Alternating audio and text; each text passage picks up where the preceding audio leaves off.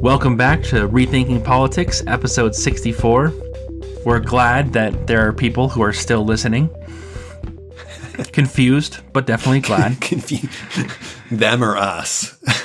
Both probably in their own ways. Both probably confused, you know. If you're not confused, then you're doing something we're not.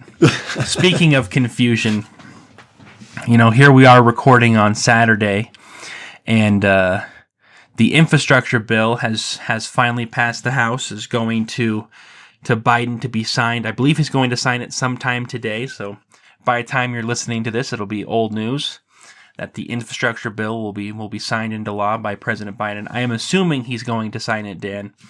Hopefully he's not having really second funny thoughts. if he didn't. Of course he'll sign it, but some days he really wants to see if he can get his approval rating into single digits. And he figures not signing his own bill would be a great way of doing that. He's close enough that now he should go for a record. It's kind of like I've took all the points in this game already. I should shoot the moon, right? Try and get them all. Yeah. Yeah. It's a great idea. It's great. This bill, we have been trying to track down just a few details on it. This is not the main thing we're focusing on for this episode.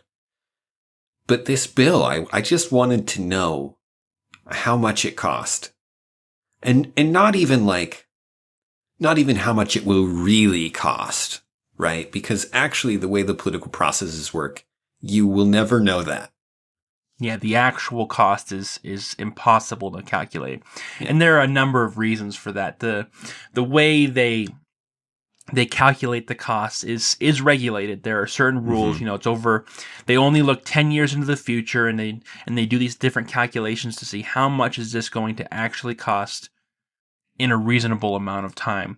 But there are things that, you know, because you know those are the regulations, there are things that lawmakers can do to circumvent that. You know, some of those things is they can have delayed provisions that take longer, and so they cost less on paper because of how they count money going forward in time. They have sunsetting provisions that they know will pass, which means that after a certain number of years, the law will disappear unless it's renewed. They know it will be renewed, and so by having a sunset provision, they only have to calculate those years before it sunsets. And other things like that allow them to fudge the numbers on what the actual cost is. But all of that aside, all of these costs are not set in stone. These are estimated costs. These are beliefs, really, of how much it's going to cost. They're educated guesses, absolutely. And so those guesses are not always right in varied ways. And since these bills are so massive, it becomes impossible by the time all is said and done to know exactly what it costs. Yeah.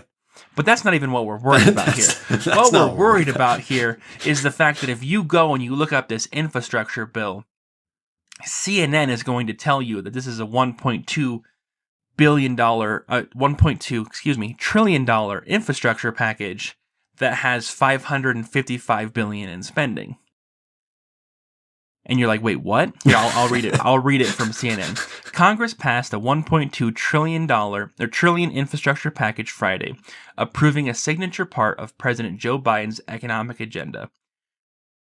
It will deliver $550 billion of new federal investments in America's infrastructure over 5 years. Blah, blah, blah, talking about all the different areas it's going to affect. You're like, oh, okay, well, maybe they're just not including the other, $500 billion. Like, maybe. Then you go over to NBC, and NBC is just calling it a $550 billion infrastructure spending bill. And then you've got AP News just calling it a $1.2 trillion infrastructure spending bill. And then you go to the Congressional Budget Office, and they talk about how much it's going to cost, and they're throwing all sorts of different numbers in there, anywhere from $400 billion to $700 billion over 10 years. I don't know. I don't know either. I don't honestly know if anyone knows, not even what it's going to cost, which no one knows, but even the estimate of what it's going to cost. Yeah, it's crazy. In these bills, we ran in, this in these articles about the bill, right? The actual grunt work here is to go through the bill, and to make estimates and to assign values and those kind of things, right? That's what the Congressional Budget Office and company do. And then there's the grunt work of the reporting groups that have to then comb through those numbers, compile them in ways that they think are useful, right? And it seems like at both levels, things are just I don't know if it's a failure to understand what I want to know. Like sometimes, and maybe we're having unfair expectations of what an article should present. Like if this is a 1.2 trillion infrastructure package, I would like a rough idea of where the money's going. Not just 500 billion of it. Yeah, because it then you get to the end of this article from CNN that gives you a breakdown of the 550 billion that's going into infrastructure, which is the most confusing thing ever, because this is so $1.2 trillion infrastructure bill with 550 billion going into infrastructure. But then it gets to a section called What's Missing. The bill leaves out, this is their words, the bill leaves out, and then it lists 3 different things with costs associated with it. But you know what else this bill leaves out, Brad? What else does it leave out? Everything that's not in it. Right? By definition, what's not in this bill is left out of this bill. No, but it also makes sense because the last time we talked specifically about this infrastructure bill, which was a while ago, this has been in the works for a long time. It was supposed to be $2 trillion, split between 2 different bills. And now it's turned into either a 550 billion or a 1.2 trillion.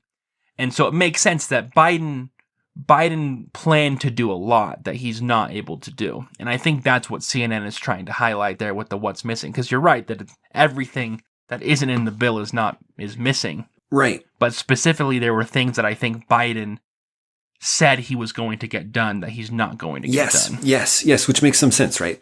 But this is where the simple question that I feel like that should be answered in this article that isn't. Is this stuff that's missing a subtraction from the 1.2 trillion? And that's why we end up with something less than that in some of these other articles, right? This is the $1.2 trillion infrastructure bill that now has had several things removed and is actually going to cost less than that. Or is this the $2 trillion infrastructure bill, and these are some of the things that they used to talk about when they were talking about the infrastructure bill back when it cost more. The money, they throw around money in every paragraph without ever making the big picture of how this comes together and what's here, where the cost is. It never lines up in any reasonable way. It's never even mentioned, really. It's just kind of like, here are some of the things that are in it. Here's some of the things that are not in it. Which is fine, but this article also seems to be trying to do more than that. And this is what all of the articles are like. Like, it's a confusing, it's an accounting mess when what you want to know is, like, were those things just cut from it? Is it actually going to be 1.2 trillion? Why is it that some articles are labeling the total cost as less? Why is it that CNN's only giving us the 550 billion and a breakdown of that? Right? These are questions that they don't begin to answer for reasons that I just find upsetting. Questions that are important, when you're looking at this bill that just passed, those are questions that are worth knowing. Because if the bill is just a $550 billion infrastructure investment that's purely for infrastructure, that is a very different story than a $1.2 trillion bill that half of it is going to infrastructure. Yes. It's something that's interesting.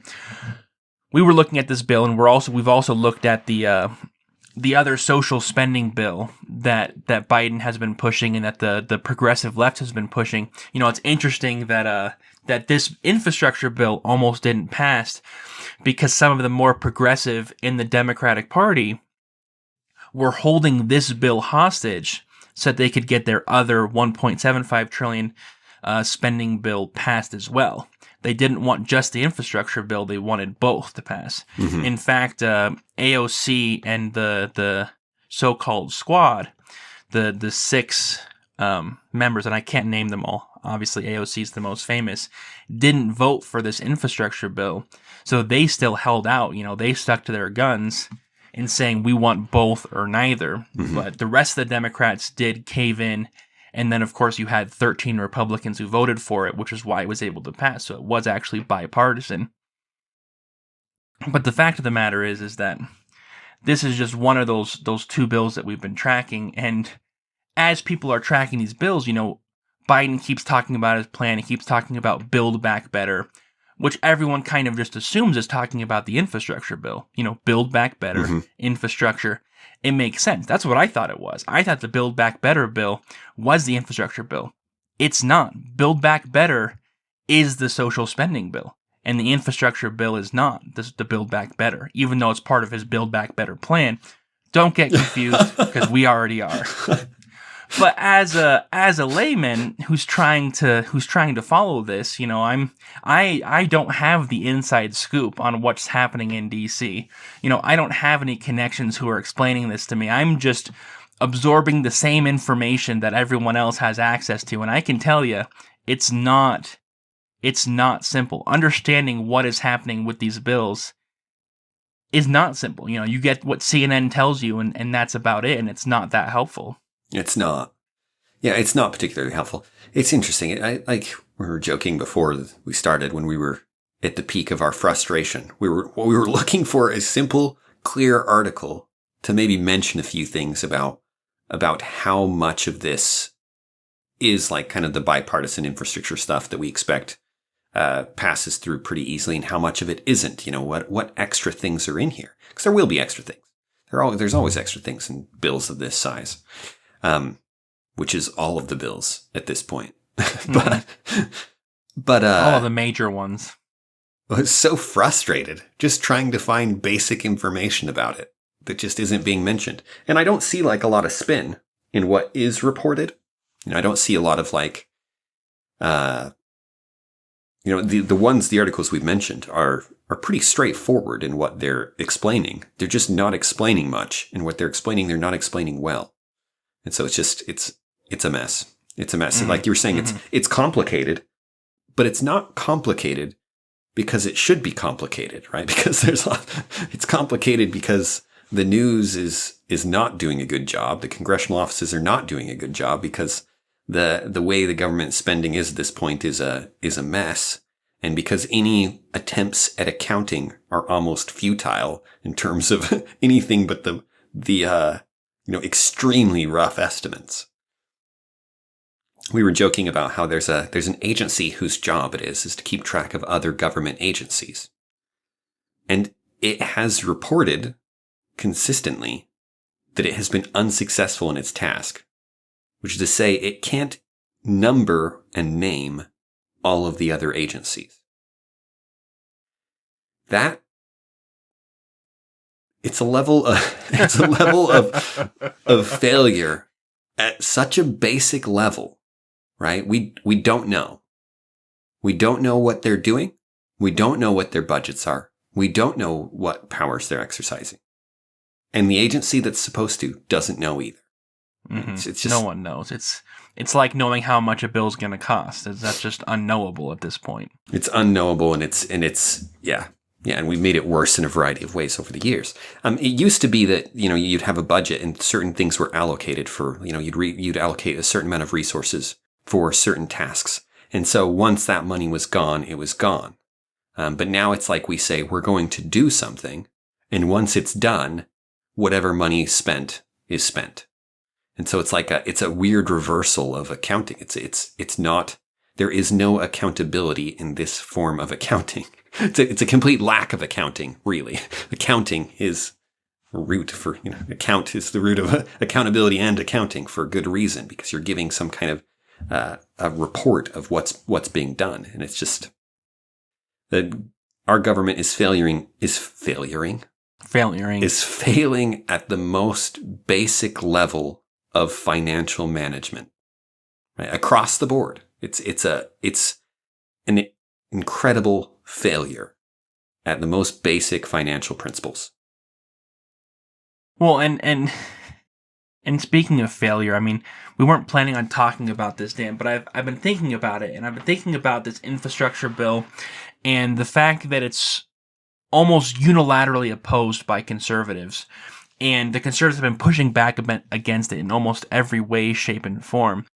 And I'm sitting here and I'm thinking about at least the official purpose of the bill and the official $550 billion that's being spent. And I'm wondering why conservatives are so opposed to it. You know what I mean? Because me personally, as someone who's obviously not in favor of government spending in general, you know, I'm never a fan of government spending, but any good conservative will tell you, you know, which I am not a good conservative, will tell you that the government does have a role. Otherwise, you know, they would be anti-government, but the government does have a role, and one of those areas that it does have a responsibility is things like roads. You know, that is the government's responsibility.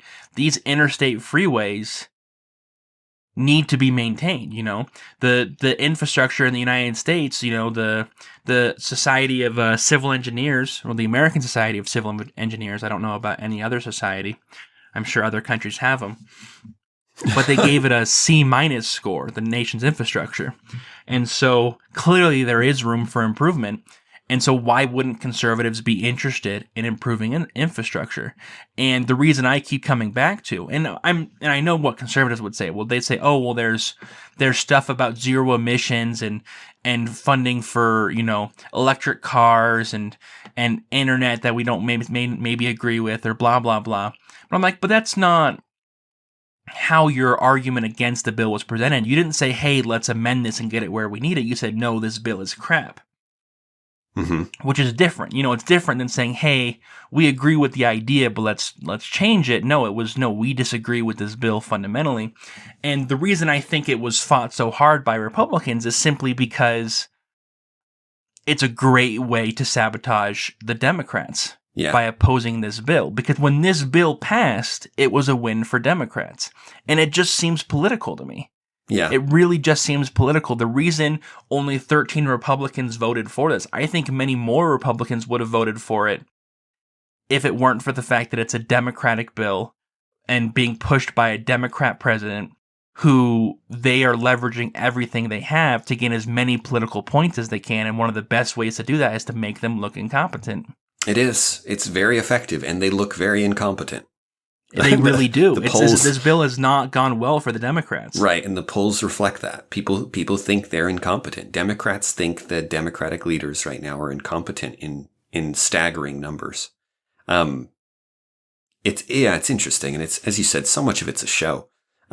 Certainly under Trump, they passed bills like this regularly. And they had no problems with them. Right. And that's what I was trying to say, and maybe I went a long way to say it. You did. Yeah, you did say that this is in principle. While the details will always be controversial, and there will always be things in there. If you're getting any bipartisan votes at all, if you need any bipartisan votes at all, there will always be things that the party doesn't like. But yes, in principle, the Republicans are not opposed to this kind of bill. In fact, they're great advocates of it. The Republican Party was founded in part on the principles of infrastructure. Yes, of we need to modernize America. Big thing. Right. It's an aspect of the Republican Party that goes back to the very beginning, that they were about the modernization, the new roads, the new infrastructure, the shiny new things that they could use to improve the country's economy. It's why the Progressive Party came out of the Republican Party, right? It's why you get Teddy Roosevelt and company and their desire to improve infrastructure and the economy in all kinds of ways came from the Republican Party initially. Enough of that. There's our 2 cents that turned into 20 minutes it turned on into the infrastructure bill. Turned into several dollars worth of... the other big thing that happened is the mandate has finally been officially released by OSHA. It only took them, how long has it been?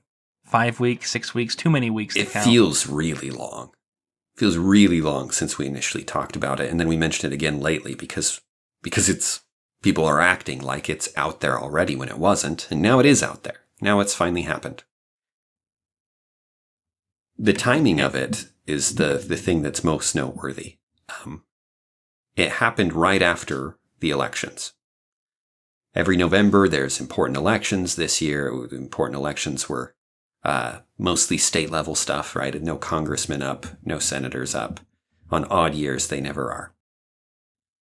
So they waited until right after, right? And then imposed the mandate. It was the day after, right? It was a strange coincidence. The day or for 2 sure. days after. 2 days after.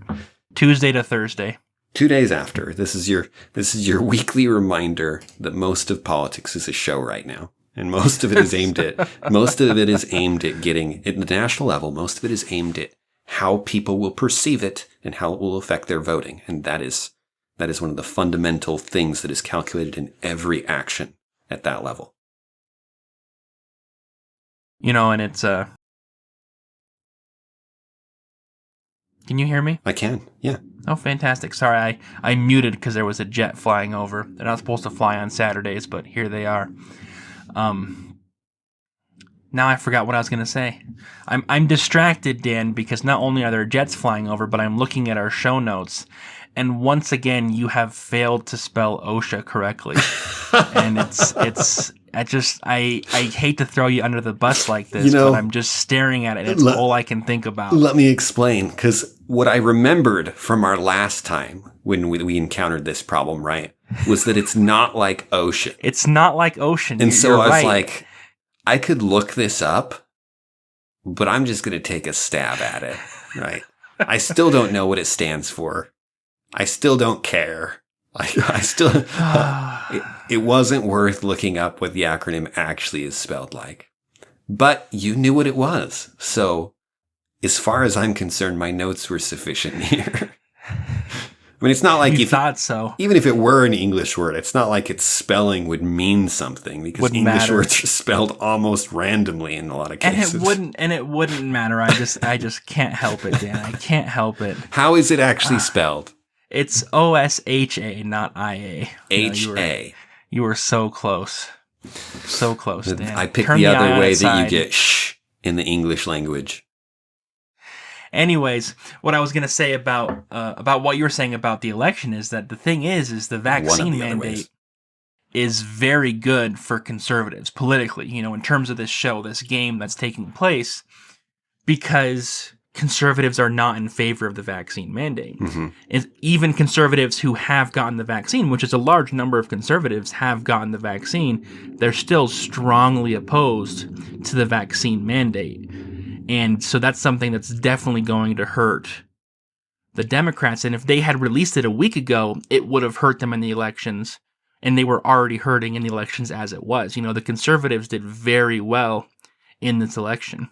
Yeah, I don't know if we've mentioned that. This election went as poorly as as any election I've heard of. So one of the things that's worth noting in these election cycles is that this election, by just the way the political momentum works, this election usually goes against the incumbent. And that's just the way it works. The midterm elections, the next election usually goes against the incumbent.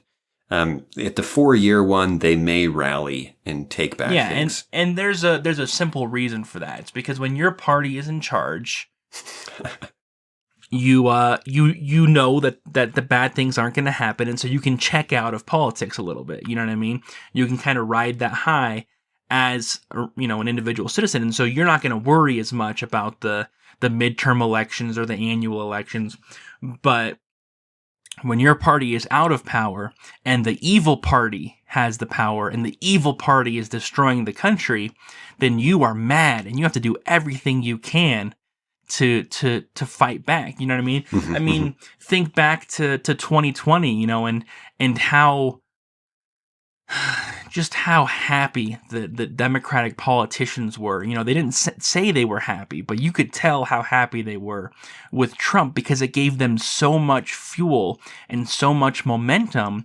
from their constituency that they were able to use.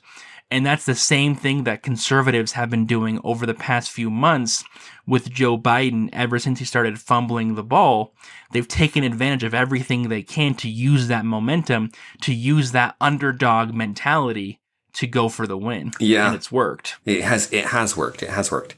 One of the other difficulties of being in office with your party is that you now have to do the things you said you were going to do. And it never works out. And it never works out like that. There have been few presidents for whom it has ever come close to working out, really. I think FDR is the only one who comes to mind as someone who just like accomplished everything he wanted to do. There are a few others, but very few. And it's extraordinary circumstances, and the stars almost never align. And in practice, and a very simple example of that I've used before is Joe Biden with COVID-19. Joe Biden kept saying, Trump has completely fumbled our COVID-19 response. If I were president, this never would have happened. When I become president, COVID is going to be stopped. It's going to be eradicated. I'm going to fix it. And then he got into office and realized it's a lot harder than it sounds. Turns out he has very little he can do about it. It's in some ways there's an inherent problem in that politicians run on promises, and they're not penalized for giving promises while they're running, right? There's no, you can't hold them accountable for promises which they have made, which they have never had the opportunity to keep. And so they have no reason not to promise high things. There's very little reason to show restraint. Unless that's the kind of thing that people are looking for. And hopefully people start to look for that. Look for someone who's like, I'm going to try this and it probably won't work. That's the Daniel for president, right? Dan for president. I'm going to get in there and I'm going to do everything I can to do X, Y, and Z. And I doubt we'll get X, Y, or Z. But if we're lucky, we might get half of one. And that's usually not what people are looking for, though. That probably is what they should be looking for. Honest political campaign. Yeah, that would be hilarious. We should try that sometime, for the record. But yeah, you promise things. You promise, in essence, what you promise is more benefits and lower taxes. Your world's gonna cost less, and you're gonna get more things. And of course, the two are in opposition to one another. You've got immediate problems of satisfying that, and so it's difficult. So yes, we expected it to swing back against Biden, but things swung back so hard, and so quickly, that I've seen a number of Democratic outlets saying, this is what we expected. This is the normal pushback.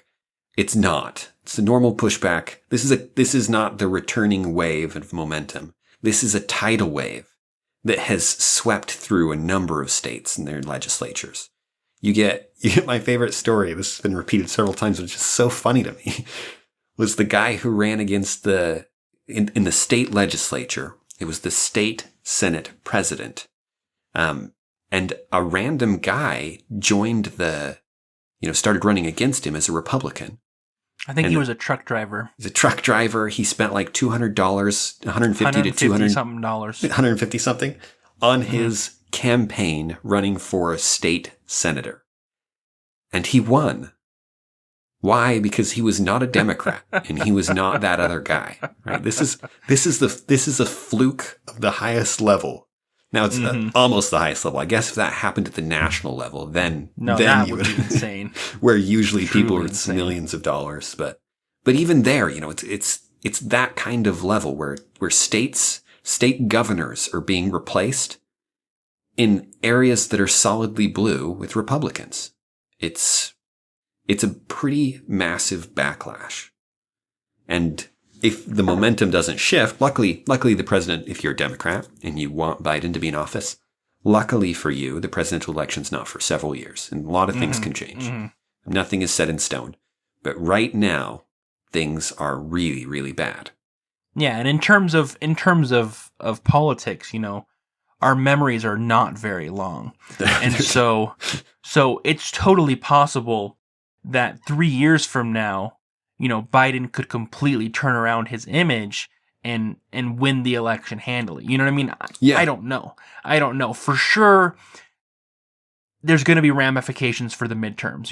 A year from now, 1 year is probably not going to be enough time. It may get better, but I think it's been bad enough these past few months that people are going to remember, and there's definitely going to be a cost in those midterms. Yeah, I think so too. And the danger, I think, for the Democrats is if they lose those midterms handily, they may be sitting there for the next 2 years unable to do anything, which would not help them look better. And then, when you have the next presidential election, they could be really hurting. Yeah. And that is the worst case scenario for them, I think, is that they can't ever get that ball rolling, that momentum again, and they just flounder. Yeah, and it wouldn't take much in the midterm because they never did have a massive majority. Mm-mm. I mean, the Senate's 50-50. The House is, I don't know what the margin is, but it's relatively small for the House. Very narrow. Yeah, so you have tight things already, and the next elections for the House are very favorable for the Republicans, which means the Democrats up for election are Democrats in areas where it's hard for them to keep their seat. And so a small momentum shift. Well, the House, they're all going to be up for re-election. Oh, I'm sorry. Did I say House? Yeah, I think you meant the Senate, right? I believe I meant the Senate. Well, let's see. Okay. The House is... Because the House is every 2 years and the Senate's 6. Yes. So the Senate is rotating. So a third of the Senate will be up for re-election in next year. Yeah, you're absolutely right. Yeah. And that third is contested. That's what you're saying, apologize. right? Yes, it is the Senate. You're right. Mm-hmm. That third that's coming up is going to be contested. Yeah, because they stagger them. It's a 6-year term, but they stagger them 1/3 of them every 2 years. Yes, that's right. Mm-hmm. You're right. All right. No, I knew that's what you meant, but I just wanted to clarify for the audience. Yeah. Which brings us to the substance of the discussion we want to have is about the various political factions within the political parties. Because that's what you're seeing playing out here. You have a relatively united Republican group who just is trying to make Biden look bad, right? The things Brad was saying with the bill, where the bill is, the Republicans are opposing it, in part because it reveals the factional lines within the Democratic Party, where you have the Progressive Caucus, who wanted both bills, and then you have everybody else who's willing to pass just the one bill to pass something, right? And the Progressive Caucus is like, no. You promised both. We're going to do both, or we're going to do neither. It's interesting that the Progressive Caucus backed down, and I think they backed down. Some of them backed down. Some of them backed down. Enough of them backed down. And enough of them backed down. I've got to think it's in part because they can see the writing on the wall with the polls and things. That they can see this recent election that happened and that if your proposal is both or neither, you're going to end up with neither. You're going to end up with neither, and you're going to end up also throwing national elections because of it. Yeah, which is a lose-lose, but it's also, I mean, we need more politicians willing to stand on principle, even if it's principles I disagree with. So I think it's a bit of a bummer that they back down. I'd love to see. No, and that's because that's the game that's always played is we need to support the party.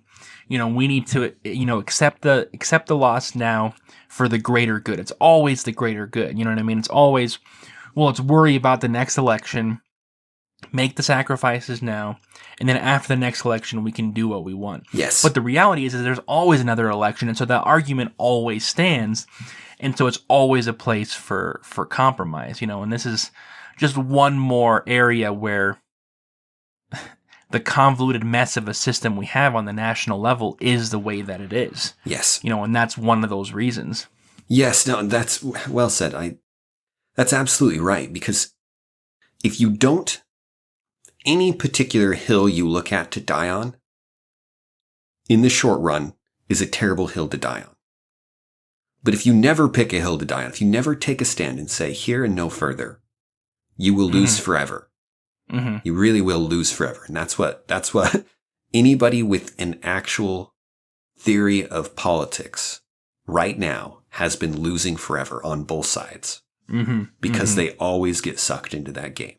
They've never been able to have a large enough faction and never been able to stand their ground in the face of opposition have failed to make their case to the people. You can look at, depending on which group and which circumstance, you could try and pin the reason down in different ways. But ultimately, a stand must be made and a case must be made directly. Playing this political game of where you're half telling the truth and where you're compromising to play the political game will never take you in a line. It'll never take you consistently in a direction towards anything, really. It's how you get our public education system and our budgeting issues and our, like, all of this is like if you sent a drunk man and you told him to run in a straight line, that's our government, right? It's haphazard at best. And the Democratic factions are really interesting. If you could divide them more into three instead of into two. The Progressive Caucus and everybody else is how it's been right now. But I heard a breakdown this way that I think is pretty effective. There's the Progressive Caucus, but that's not the group you would probably rightfully label the progressives. You have moderates, progressives, and then, for lack of a better word, when I heard it, they called them extremists. Extremist is always a relative term that's derogatory to someone beyond you, right? It's not a faction. No, and I wouldn't, and I don't like the term extremist. No, I would call them principled progressives. Principled progressives, maybe socialists even. Maybe, because you have people like Bernie Sanders or AOC and her squad who didn't vote for the infrastructure bill. There's an example of someone who's actually doing what they're saying they're going to do, and they may not actually differ on policy, but rather on how much they're committed to that policy, which you could label as extreme, but there's just so much.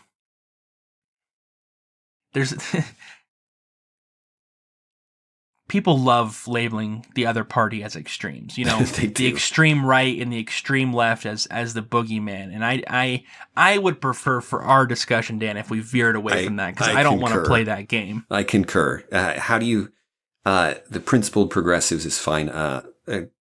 Most of at least the public ones, the ones that are well known, are socialists and pretty openly socialist.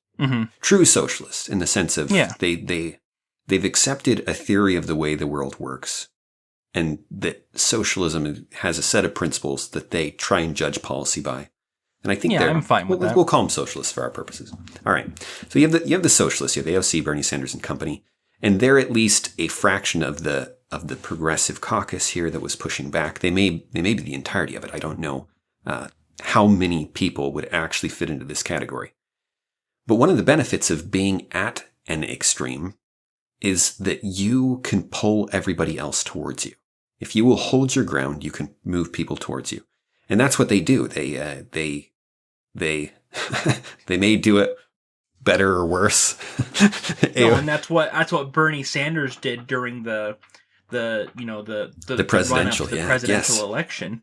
He pulled Biden towards him in order for Biden to absorb his caucus, his faction. Yes, if you're a minority and you're a principled minority, can pull everybody else towards them just by holding their ground. Because they will persuade some people and they will move the party in that direction. They just got to hold their ground, and they almost never do. So that's kind of an overview of. So you got the socialists. That's kind of an overview. I've talked about one group of three.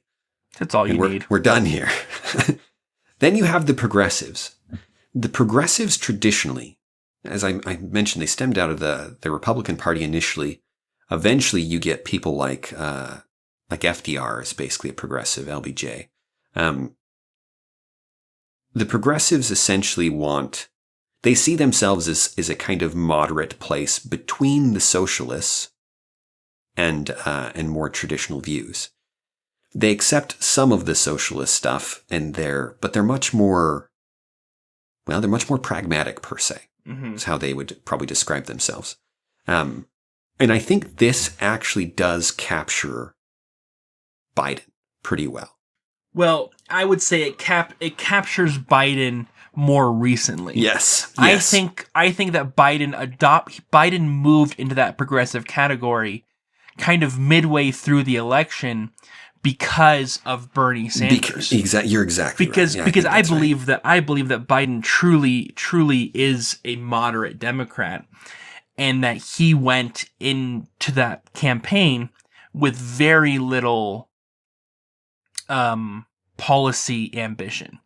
I mean, I think he ran because he wanted to become president, and he didn't really care about what he was going to do as president. I know this is very cynical, but welcome to Brad. But in order to win, he adopted more of that progressive mantra, and he's carried it with him as president. I think that's fair. Yeah, I like that. I think that's perfectly fair. When you're minority, because AOC and Bernie Sanders are fairly loud as far as they punch way above their weight in terms of how many people they seem to actually be able to represent. Their influence is impressive. But their influence with the common people is very high, is much higher. And at least the minority that they represent is extremely loud. Extremely loud. And that makes them, that gives them more power than perhaps they would otherwise.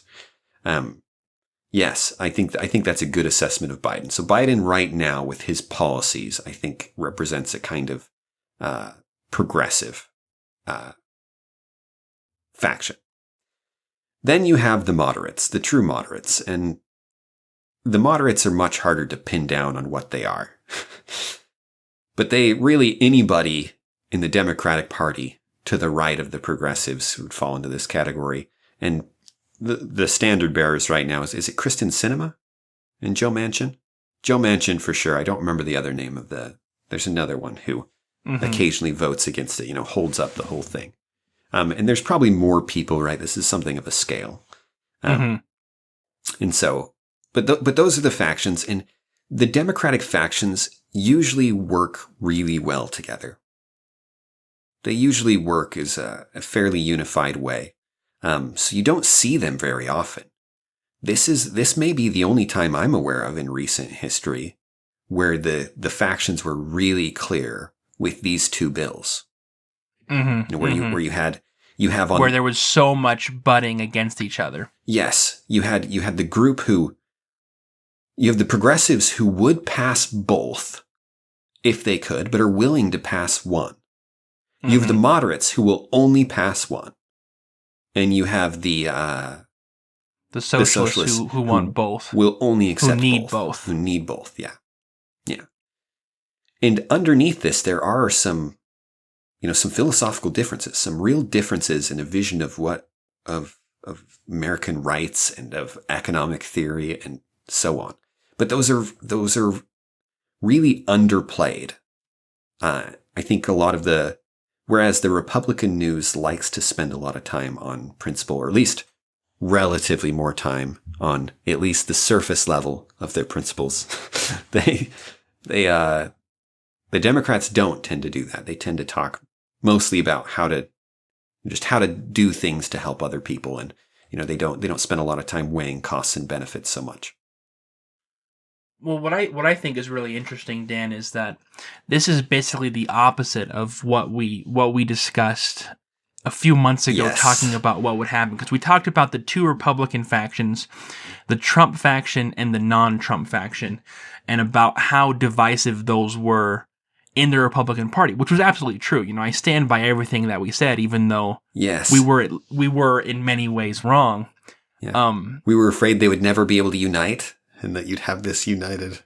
And so what we were saying is you have these Democrats who are united and working together under Biden, who just need to not fumble the ball, who just need to move forward as a united front and let the Republican Party splinter beneath them. Mm-hmm. And instead what happened is you've got the Republicans who are able to get past their Trump differences and unite.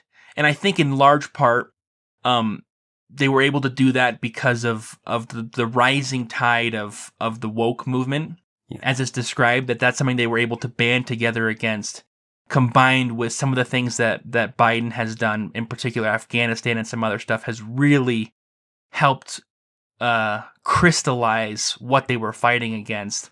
And the Republicans have actually banded together surprisingly well. I don't think that will last. and I think I think in 3 years we're going to see that faction reemerge between Trump and non-Trump, especially if Trump runs. If Trump runs, that faction's going to be night and day, and it could be devastating. But in the meantime, what you have is a united Republican front and a somewhat splintered Democratic front. At least for the past few months, the Democrats have really struggled, and that's really shown. And it's the opposite of what I thought would happen. It's very interesting. Yeah, it is interesting. I think you're absolutely right that in part this has happened because Bernie Sanders and company actually have power now and actually have leverage and are actually trying to use that to move the party more in their direction. But you're right that like, and they're right. This is the time to do it. This is a good time to do it. When you have the power. Yeah. We mentioned it. We'd predicted that when Biden got into office, he would do almost nothing. And that has been true. That has been definitely true. In terms of actual changes beyond the things that can be undone day one of a new president, he'd just write an executive order and say all the other executive orders are over. Beyond those things, Biden has accomplished almost nothing. But I did not expect him to fumble so hard on some of these other things, right? To actually create problems for himself. With the vaccine, not declaring victory over COVID, right? He could have said, "Good job, everybody, go home." Right? Back to it. It was not hard. It wasn't a difficult thing to ask of him. He could have said with Afghanistan, like the last several presidents, "Okay, having looked at it closer, this is going to be a nightmare. And it's going to be really bad if we pull out. We'll just continue doing what we've done." Right? It was ironically, he took this principled stand where he was like, "No." And boy, did it backfire. Like the other things is like you were saying with the woke culture type stuff, the cultural war things have gotten a lot of attention in the schooling and things. There's a real pushback against schools in particular and a push towards things like homeschooling and alternatives in part because of COVID staying at home and in part because of just the other cultural stuff at stake there. And I realized I missed one more thing that has really united Republicans. Go for it. Needs to be mentioned. And I feel stupid for not mentioning it earlier because it's such a big deal. Biden ran on a campaign of unification since becoming president, and particularly in COVID. He has started to wage. You talked about how he could have declared victory over COVID because you got the vaccine rolling out. You've got so many measures in place that are going to make things better in general, right? Yeah. But instead, what he said is it is failing, and it is failing because of the unvaccinated who are conservatives. And he started waging a political war against conservatives specifically. And that has really irked many, many conservatives. I mean, because why wouldn't it? Because they're now getting blamed for everything. It is now all their fault. It is all the unvaccinated's fault for all of these things that are happening. Mm-hmm. And it is all the conservative states that are struggling and the conservative states who are at fault and never the blue states and different things like that that I think have cost Biden politically. Yeah. You know what I mean? Mm-hmm. That has really pissed off conservatives. Yeah. For good reason. Yes. And not just conservatives, but any independent who's against it and a variety of Democrats.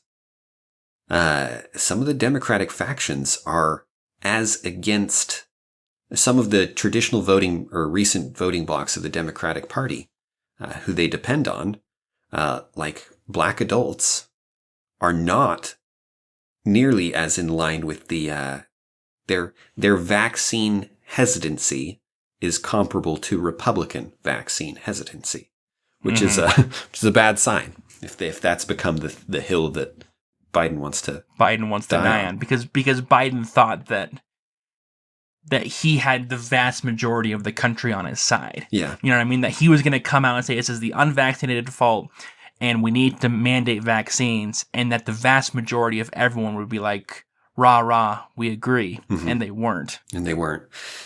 We found some interesting data on that the other day, where like if you break it down by education and you say what percent of people in various educational categories are vaccine hesitant.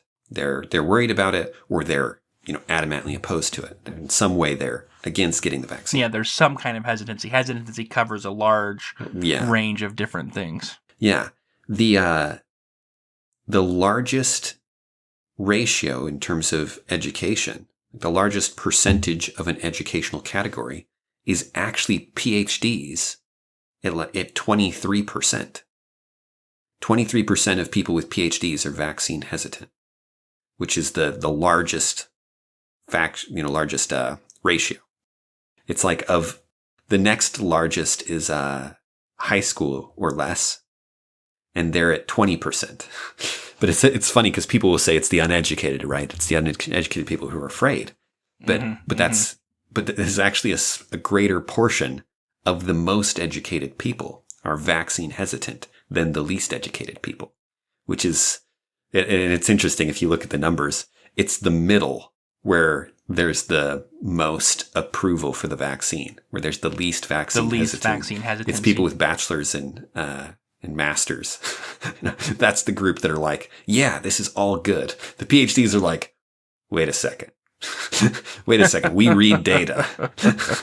And the others are like anyway, it's interesting. It's funny that it's the middle education that is the most. You could joke that it's the people who've just been indoctrinated enough, but not so much that they can actually look into it themselves. That's funny.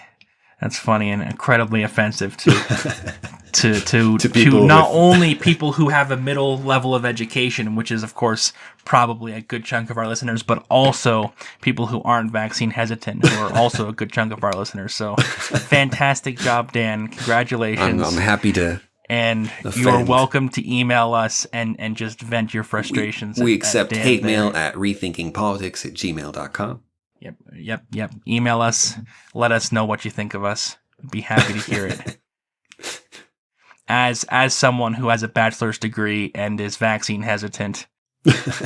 See, and Dan's over there. He's just dreaming of that PhD so we can fit into that 23%. Oh, stop.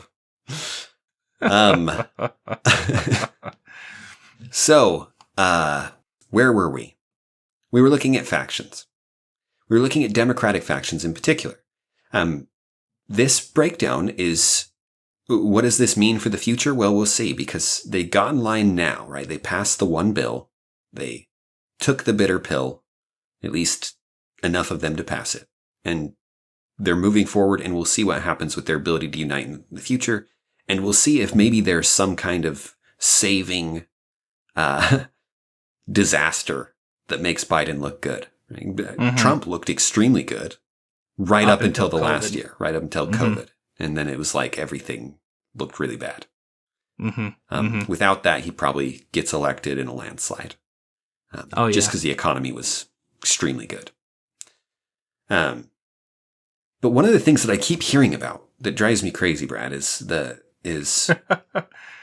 there's a lot of those things, but this one in particular. Only one thing, huh? this one, the one right now that I keep hearing, it doesn't drive me crazy. It's just odd to me. I hear a lot of Democratic thinkers, not Democrats per se, by part. They're not party line people. Maybe liberal thinkers. Thinkers who are more in that category, but independent thinkers, people that we recommend listening to often. Weinstein, Barry Weiss, and others. When they try and assess the Republican Party and the factions within the Republican Party, I think they do an extraordinarily bad job. I don't think they have any idea where the lines are within the Republican Party and where and what. Usually what they're doing is they're looking at the Republican Party and they're assessing the threat of an authoritarian takeover. Right? If you were to look at the groups that we were just talking about, if Bernie Sanders were in charge, it would absolutely be an authoritarian takeover that redefined so much of our politics, and that and not just if he were president, but if he actually had had real power. Yes, if his ideas were implemented right, if they were able to get a large majority, it would be a radical socialist government that would become very, very different from what we have now. Yeah, it'd be major changes to everyday life. Yeah, and the Progressive Party ends up moving in that direction at a very slow and meandering pace, but it'd be nothing like the real thing, right? There is a big difference between what we have in actual socialism or full scale socialism. In particular industries, we kind of have it already. In others, it's mess. But anyway, the full scale socialism would look very different. And people, I hear Barry Weiss in particular lately was talking about this, where she was like, you know what? I'm worried that all of this talk about race from Democrats is going to lead to a much more authoritarian backlash and rise of real racism. A pushback from people who are white, who feel like they're under, they're being threatened, and that will kind of coalesce into an identity group that is large enough and determined enough to introduce something of a fascist element, right? Some kind of racially driven fascism. And I understand why that's the fear. Yeah, and there are things that explain that fear. I mean, Trump is a great example of that, because Trump is politically incorrect. He is xenophobic, at least. I would argue that he is racist. Yeah, we talked about this a little bit. He's xenophobic for sure. Probably racist, depending on how you draw the line. He's definitely made racist comments at the very least. Yes. Depending on how you define racism, et cetera, et cetera. But he's in that spectrum. He's in that range. You know what I mean? That you can label him a racist without people being like, what? Yeah, without having to completely redefine racism and take it in the modern. Yeah, and in a more classic sense, he's definitely somewhere in that range. Anyways. But you've got Trump, who gets elected as this true backlash to political correctness in all of its forms. And so it would make sense for someone like Barry Weiss to say, what if we have a worse version of that as a response to this worse version of political correctness, which wokeness kind of is. It's this much more extreme version of political correctness that's much more severe. So what happens when you get an even harsher pushback that makes Trump look like, a pansy? Yes. And especially if you're one of those people who believes that Trump secretly was that person already, right? If you're one of those people who bought into the idea that Trump really intended to, or even if Trump wasn't, that there was an extreme group who voted for Trump, that inside the Trump supporters, there is this xenophobic, racist core that would support an authoritarian candidate who would, oppress minorities again and get back to old school racism. Yes. Yeah. Yeah.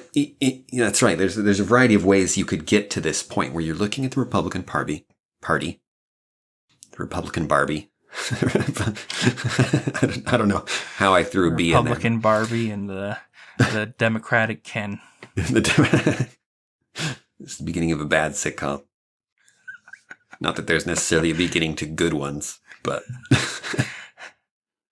and it helps that there's a historical example too, right? You've got the World War II. You've got the Nazis is the most. The most common bad guy of recent decades is the kind of Nazi idea, and the idea of a racially driven authoritarian fascist group. No, and it's something that's been pushed for a long time, that there is within Trump supporters that group, the white supremacists, the neo-Nazis, And if you take the new definitions of racism, which we've talked about at length and which are entirely without merit, You can see how you can get there, but again, that's not going to get you to a Nazi who's got the classical view of racism of like, no, this race is inferior and needs to go. But however you get, whatever the case is, when that is, in my mind, I've associated with Republicans at all kinds of levels, up close and personal, know several of them personally. I have... You know several Republicans? Wow. You must really get around, Dan. there. I know, it's hard to believe I found some in Texas. You grew up in Idaho. I You're meant living Republican in Texas, like and yet officials, you've met right? Several Republicans. I know Thank you for officials and clarifying. fundraisers and lobbyists, and there is exactly zero chance of there ever being a significant enough group in the next several decades for that to ever be a threat. There was in my estimation, zero chance that Trump stayed in office after losing and imposed a new authoritarian dictatorship. I think that was a pipe dream from start to finish. And if you think otherwise, I think it's because you don't know enough Republicans. Go meet some Republicans. No, and I would add that argument that there's that xenophobic core to Trump supporters is fictitious. It's not true. Sure, there are white supremacists, there are xenophobes, there are neo-Nazis who are Trump supporters, but they are in no way significant to that group. Yes. That the more Trump supporters you meet, and you can find interviews where you've got reporters who are wandering through Trump rallies, trying to find the one guy, those extremists, and they have to find the one guy who's there who's actually believes those things, because everyone else, they're just normal people. Yeah, you go to a Republican event if you're terrified about this, and go look for yourself. Use your own eyes, and you'll find. Go talk to people. You'll find that they're ordinary people. Yes, a lot of them really loved Trump. They were absolutely thrilled about Trump at a level that's surprising. Yeah, and all I ask is try not to hold that against them, And there was, you could say, an element of populism in his appeal. But again, none of that sets up the Republican Party to be accepting of a dictator.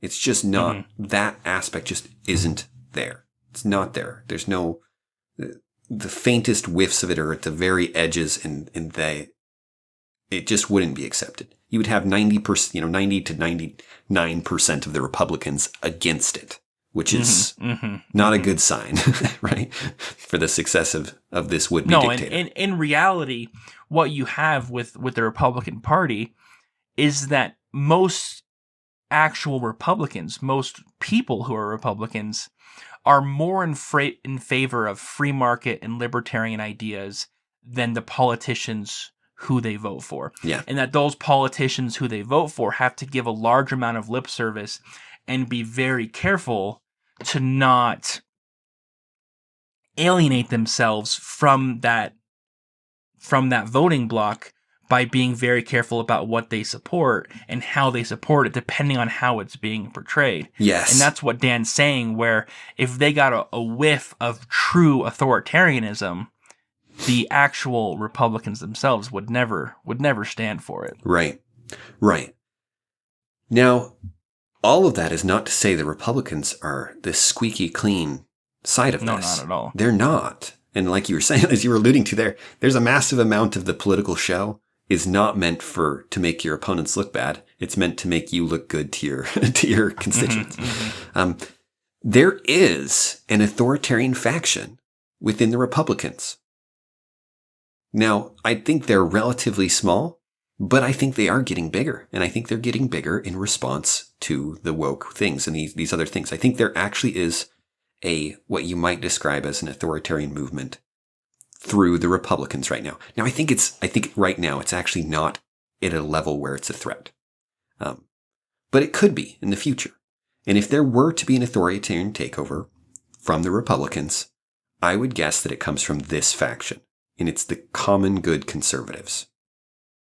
If you were to divide the Republican Party, I didn't write down specific factions, but you'd probably have a kind of a libertarian wing, who are not necessarily conservative, but they're not necessarily Republican in any useful sense, but they're closer to a Republican talking But they points. usually end up voting Republican. Yes. There are very few liberals who are running primarily on the things in which the libertarians would want them to push. Whereas occasionally a Republican will run on specific things that libertarians do want pushed. So it's a if you were actually map it out in a, kind of graph out where they fit in the political order, they're not necessarily on the right or the left. But they happen to align with the parties a little bit more because the Republicans are a little less authoritarian generally. They're a little more faith in markets and things like that. The common good, there's a kind of a libertarian faction. There's the natural rights conservatives. This is the bread and butter of the Republican Party. This is by far the largest group. They accept the founding and the principles of the founding and have a kind of religious patriotic zeal for it. Those who are really into it. But they draw on the principles of natural rights and a small government. And then you have the common good conservatives. And the common good conservatives are odd allies of the natural rights conservatives. They don't actually have that much in common, other than their opposition to the left. They don't like the progressives. They don't like they have more in common with the moderates in some ways. Yeah, I was about to say they don't dislike the moderates. They dislike the progressives and especially the socialists. Yeah, and their disagreements with the moderates are that the moderates are often comfortable with cultural issues that the common good conservatives are not. The common good conservatives, some of the most prominent ones, draw their ideas, their political ideology from Catholicism. And they're pragmatic when it comes to markets and government spending and things like that. They don't have any principled line where they say, this is the limit of government. They discard the theory of natural rights. They reject it. There is no fundamental natural rights that the government can't violate. And what they do instead is they go, the government must act for the common good, and the common good is a cultural conservatism. It's bad for the common good that people can, I don't know, it's always one of the ones that they're big on the drug war, right? The drug war is a common good conservative view. It's not good for people to take drugs. Let's stop them from taking drugs. Let's stop it then. Yeah. It's not good for people to gamble. Let's stop them from gambling. It's not good for people to do all kinds of things. And you can see how an ordinary Republican voter probably is conservative culturally and may be persuaded to vote for these kind of things, right? To vote for someone who will impose these things. But this is, and often the conservatives that I run into, they're not diametrically opposed to drugs the way the common good conservative is. They're not like, yeah, drugs are the biggest problem right now. But because they don't believe that drugs are good and that doing drugs is bad, and the people they know and interact with don't do drugs, they let it slide. Yes. You know what I mean? They don't care enough to oppose it.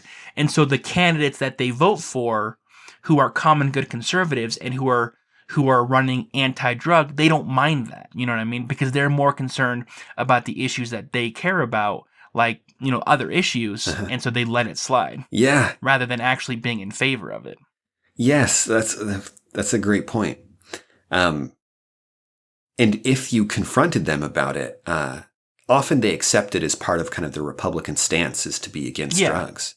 But then you can show them that, wait, your natural rights ideas are incompatible with this moral imposition on people to do this. And then they have to find arguments that about things like, well, it increases crime, and it's gets into this gray area where they're much less comfortable.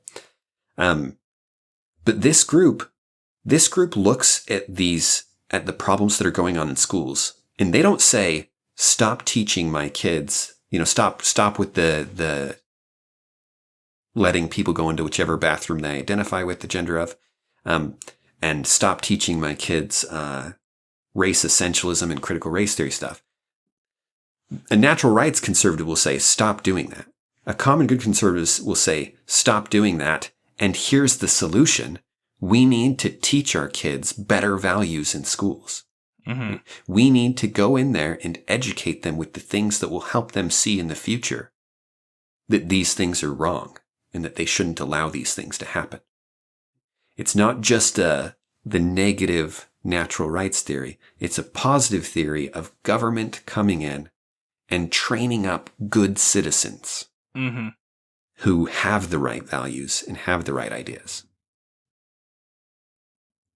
And it makes for it's authoritarian. Yeah, and it can easily fall into authoritarianism. You know, there's not, when you compare the common good conservatives and the socialists, they actually become very similar because they're both trying to build the world up in their image. Their images are just different. Yes. Which is why both of them tends towards authoritarianism, because neither of them have an issue with using government to achieve their vision of how they want the world to be. And those are the groups that at least me personally I'm worried about. Yes. Are the common good conservatives and the socialists. Yeah, both of them are frightening. Even though I have respect for the idealism of both, if they, when it's sincerely believed and they hold their ground, but in terms of practice and what it would do to the world, they're terrifying. There is something to be said for the fact that at least the pragmatic people screw things up on a relatively small scale. Right? It takes a true believer to really destroy everything.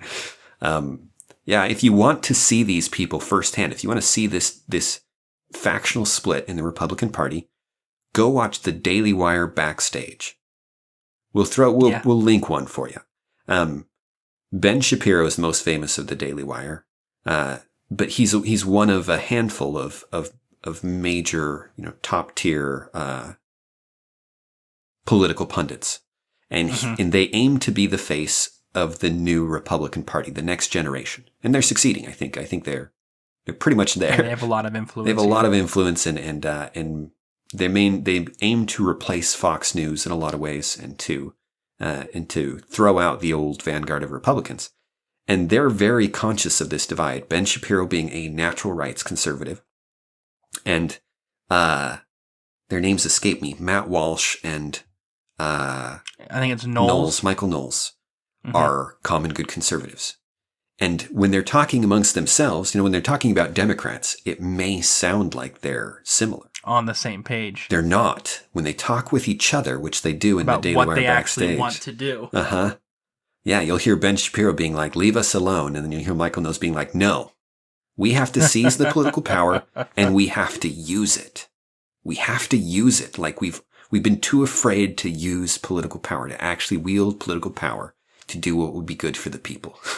And if you can't hear the authoritarianism in that, right? If that and it's a little bit creepy. It is a little creepy. And that group will get more influential as the other groups fail, right? As the cultural war is lost, apparently under the leadership of the natural rights conservatives, who are the biggest faction, right? More people may say, they're right.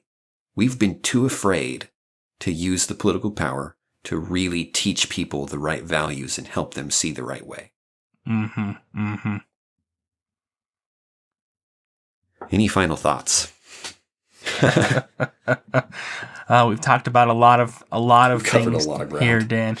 Covered a lot of ground, and I don't know how to wrap this up with a nice bow. From the infrastructure to the OSHA mandate to all of this. You didn't even laugh at my joke. I wasn't going to the OSHA. Leave me alone, all right? I won't. I need to wield government power to teach you what's good, Dan. That's right. You should mandate classes on. You could. It'll be like the state thing where you sing the states and state capitals, but you sing the agencies and what they stand for.